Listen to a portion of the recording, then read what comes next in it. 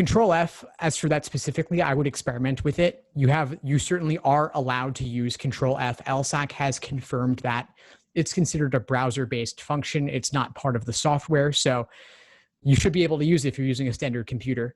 I would play around with whether it actually is useful to you to use it. And you have the chance to experiment, assuming you're taking the August LSAT or beyond, and you're not taking the Flex tomorrow. You've got a month and a half to play around with the Control F.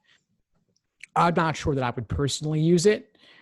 But as for your question of context, yes, you're right. The answer may not be in that exact line where the keyword appears. It may be a few lines above, it may be a few lines below, or it may even be somewhere totally different. Occasionally, they kind of throw you off with their reference. They'll say, like, the people mentioned in line 20 would most likely agree with what?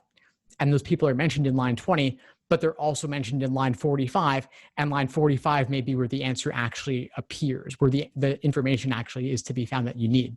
So yes, it could be a red herring of sorts. I wouldn't totally rely on it. The LSAT, of course, is more complicated than that. But yeah, thank you for mentioning that. Control F is permitted. And again, I mentioned this in the previous session, but my LSAT Flex FAQ covers a lot of basics around the details of what's permitted and what's not. As for strategies, it's a more separate question that requires a bit more experimentation. Thanks for tuning into the show. Please subscribe if you haven't done so already to be notified of new episodes as I release them. And feel free to reach out if you need anything at all as you move forward with your prep. I'm happy to help however I can. In the meantime, I'll wish you all the best and take care.